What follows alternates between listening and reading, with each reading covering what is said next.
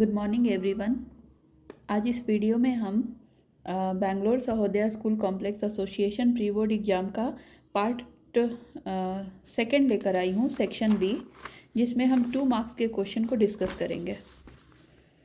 ठीक है, तो हम सबसे पहले देखेंगे क्वेश्चन नंबर 21 को। Show that 12n cannot and with the digit 0 और 5 for any natural number n।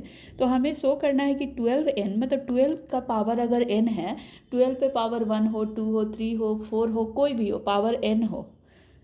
ठीक है, पावर दिया नहीं है, तो वो अगर कोई भी पावर हो 12 पे, तो वो कभी भी 0 और 5 से एंड नहीं करेगा। वो नंबर जो है ना, जैसे 12 की पावर 1 क्या हो जाएगा 12, तो 12 में कभी 0 नहीं आएगा और ना कि 5 आएगा उसमें। ठीक है, यूनिट डिजिट में 0 5 नहीं आएगा। जैसे 12 का पावर 2 है तो 24 आएगा, तो 24 में 0 और 5 नहीं आएगा। तो इसको हमें कैसे शो करना है, तो इसके लिए सबसे पहले तो हम ऐसे देखेंगे कि 12n जो है ना, उसका हम फैक्टराइजेशन करेंगे, प्राइम फैक्टराइजेशन 12 का। तो 12 को हम 4 into 3 to the power n लिख सकते हैं। अगेन 4 को हम प्राइम फैक्टराइजेशन के through 2 to the power 2 into 3 to the power whole n। ठीक है, ऐसे लिख सकते हैं।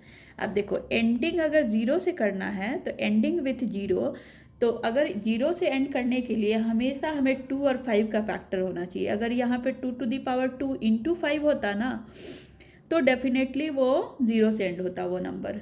ठीक है, क्योंकि 5 इंटू 2 10 हो जाता, और 10 का पावर 2 3 4 कुछ भी हो, हमारा 0 से एंड होता वो number.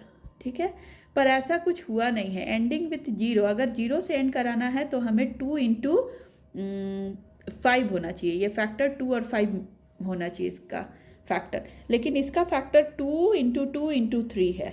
So there is no such factor of 5, so 0 at end is not possible. ठीक है, यहाँ पे 5 नहीं है, 2 तो है। अगर यहाँ 5 होता 3 के बदले, तो ये फिर फैक्टर ये फिर 0 से एंड करता। ठीक है, सेकेंड में है एंडिंग विथ 5। अगर 5 से एंड कराना है तो हमें 5 होना चाहिए इसमें। ठीक है, जैसे क्या कि यहाँ पर 2 की जगह पे अगर 5 होता तो 5 3 जा 15 हो जाता। तो 5 फैक्टर अगर 5 होना चाहिए, 5 एंड विथ 5 होना चाहिए ये नंबर, तो इसके लिए 5 होना चाहिए उसके फैक्टर में। ठीक है, तो it should have a factor of 5। So 12n को हम 4 to the power n into 3 to the power n लिख सकते हैं। So 5 in end is not possible in these 2 cases. ठीक है, नाउ क्वेश्चन नंबर 21 का नेक्स्ट हम देखेंगे। Determine the values of p and q so that the prime factorization of this is expressible as. तो हम पहले इसका प्राइम फैक्टराइजेशन निकालेंगे, और प्राइम फैक्टराइजेशन निकालेंगे ना तो वो इस फॉर्म में आएगा। तो इस फॉर्म में जब आएगा तो हमें p और q का वैल्यू निकालना है। तो देखिए यहाँ पे 2520 का प्राइम फैक्टराइजेशन करेंगे तो हमें मिलेगा 2 का क्यूब इंटू 3 का square into 5 to the power 1 into 7 to the power 1। ठीक है, now compare the obtain prime factorization with this.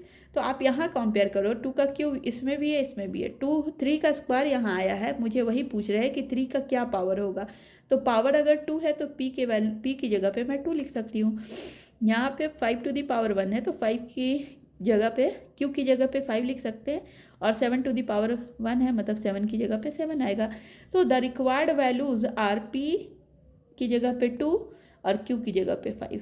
ठीक है, नाउ क्वेश्चन नंबर 22 देखेंगे। A girl of height 100 centimetre is walking away from the base of a lamp post at the speed of 1.9 metre पर second. If the lamp is 5 metre above the ground, find the length of a shadow after 4 second. तो उन्होंने कहा है कि एक lamp है AV। ठीक है, उस लैम्प का हाइट है 5 मीटर।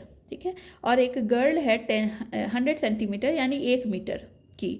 ठीक है, तो उन्होंने कहा है कि एक गर्ल जो है ना वो 100 मीटर हाइट की है, और वो इस लैम्प से दूर जा रही है। यहाँ था, सपोज वो गर्ल पहले यहाँ रही होगी, अब वो यहाँ से दूर जा रही है। ठीक है, और वो दूर जा रही है 1.9 मीटर पर सेकेंड से।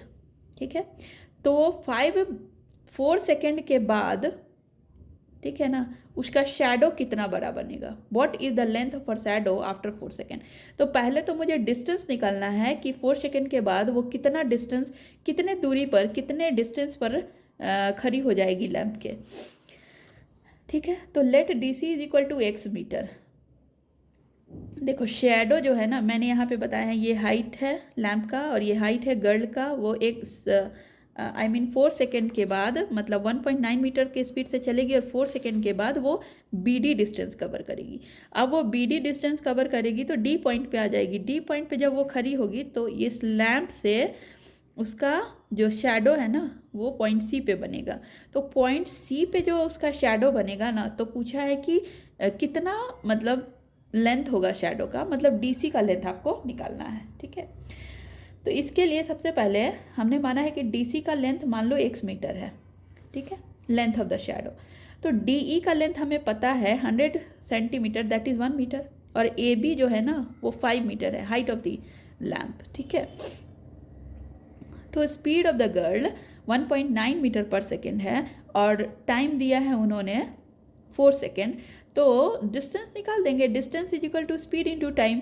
तो स्पीड इंटू टाइम करेंगे तो 4 इंटू 1.9 मीटर पर सेकेंड, दैट इज 7.6 मीटर हो जाएगा distance of the girl from the lamp. ठीक है, लैम्प से इतने दूरी पर वो खड़ी है। ठीक है, अब यहाँ पे हमें पूछ रहा है कि डीसी का लेंथ बताइए।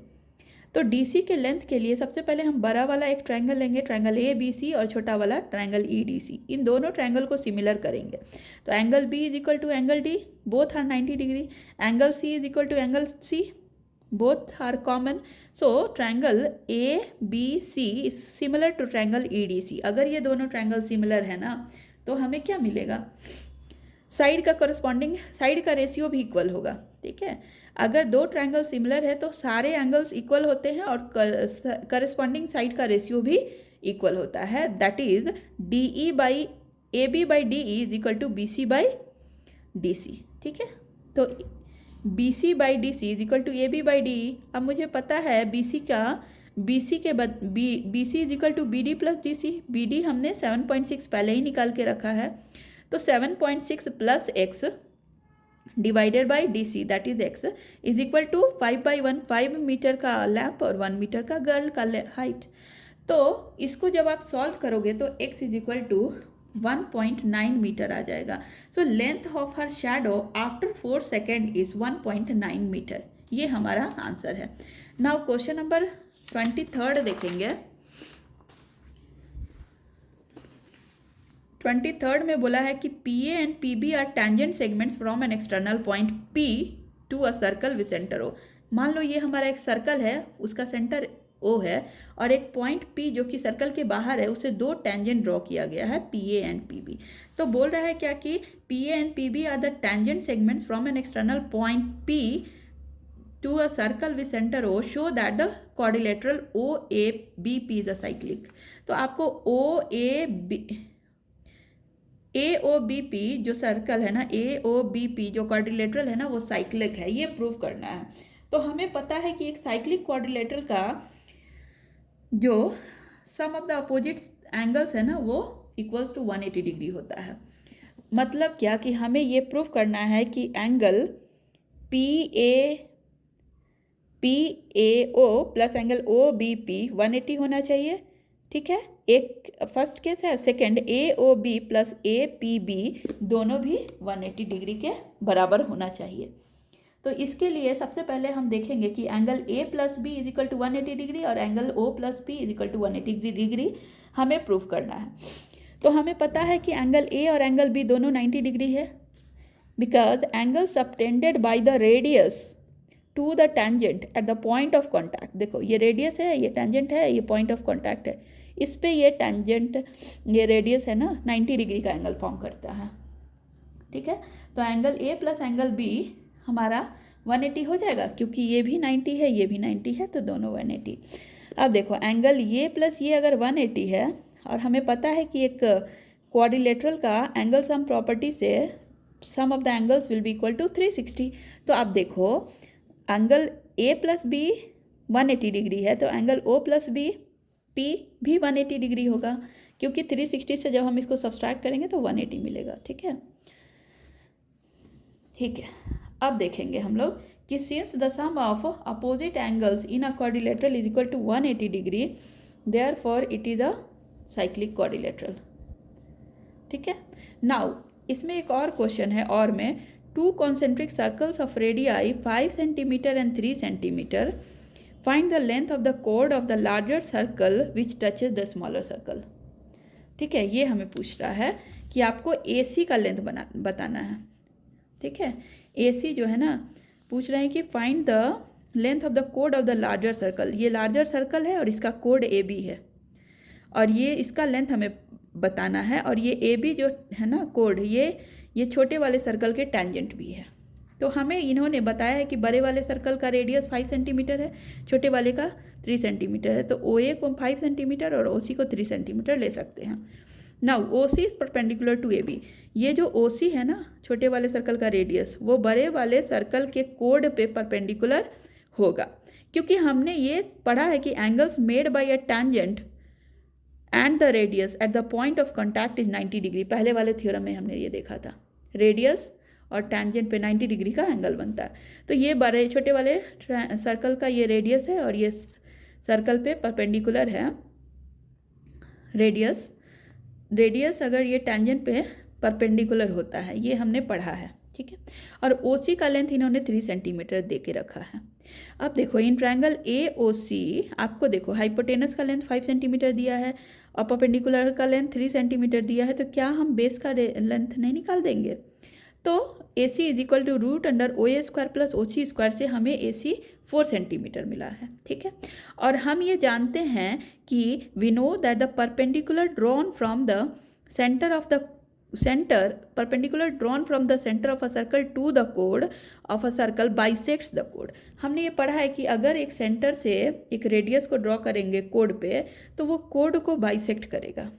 ठीक है, अगर वो 90 डिग्री पे होगा, तो अगर ये रेडियस इस कोड पे 90 डिग्री का एंगल बनाएगा ना, तो वो श्योर है कि वो उसको बाइसेक्ट भी करेगा। ये थियरम है।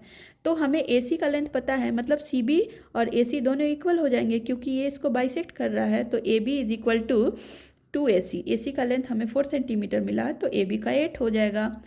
नाउ क्वेश्चन नंबर 24 देखेंगे। If alpha and beta are the zeros of this is our polynomial. तो आपको अल्फा और बीटा अगर इन दोनों पॉलिनोमियल्स के जीरोज हैं, तो आपको अल्फा और बीटा का वैल्यू निकालना है, और आपको alpha square plus beta square भी बताना है। तो देखो, मान लो कि हमारा polynomial fx is equal to root 2x square minus x minus 3 root 2 है। तो हम जीरोज निकालना है, मतलब जीरो से इसको इक्वेट करेंगे। तो root 2x square minus x minus 3 root 2। अब देखो, इसको a square plus bx plus c के फॉर्म में भी लिख सकते हैं ना। तो जब हम इसको लिखेंगे तो a का वैल्यू हमें 2 रूट 2 मिलेगा। यहाँ पे देखो, a का वैल्यू हमें 2 रूट 2 है, b का वैल्यू 1 है, c का वैल्यू माइनस 3 रूट 2 आएगा। ठीक है, अब यहाँ पे मैं क्वाड्रेटिक फार्मूला को अप्लाई करूँगी, तो x का वैल्यू हमें क्या मिलेगा? x is equal to minus B plus minus root under B square minus 4ac/2a। अब मैं वैल्यू को पुट करूँगी, b के बदले मैं -1 डाल रही हूँ, तो माइनस पहले से था, -1 मैंने फिर से डाला, plus minus root under B square, हमारा -1 का whole square, -4 into 2 root 2 plus -3 root 2 बाई 2 इंटू 2 रूट 2। तो जब आप इसको पूरा सॉल्व करोगे ना, तो आपको x का 2 वैल्यू मिलेगा। ठीक है, यहाँ पे x मिलेगा -6 डिवाइडेड बाई 4 रूट 2, और दूसरा मिलेगा 8/4 रूट 2। तो जब हम इसको सॉल्व करेंगे, तो देखो यहाँ पे -3 2 to the 4 2 3 6 -3/2 रूट 2 मिलेगा। अब मुझे डिनोमिनेटर में रूट नहीं चाहिए, तो मैं रूट 2 से ऊपर नीचे मल्टीप्लाई कर दूंगी, तो नीचे में हमारा ऊपर में -3 रूट 2/4 आएगा। और सिमिलरली यहाँ पर भी हम जब इसको सॉल्व करेंगे ना, तो 4 to the 8 2 रूट 2 आएगा, 2/√2 आएगा। तो मुझे डिनोमिनेटर में रूट नहीं चाहिए, इसलिए मैं रूट 2 से ऊपर नीचे मल्टीप्लाई करूँगी, तो मुझे रूट 2 इसका आंसर मिल जाएगा। ठीक है, तो हमें x का 2 वैल्यू मिला, मतलब हमें 2 जीरोस मिले, -3 रूट 2/4 और एक जीरो मिला रूट 2। तो अल्फा हमारा -3 रूट 2/4 हो जाएगा, बीटा हमारा रूट 2 हो जाएगा।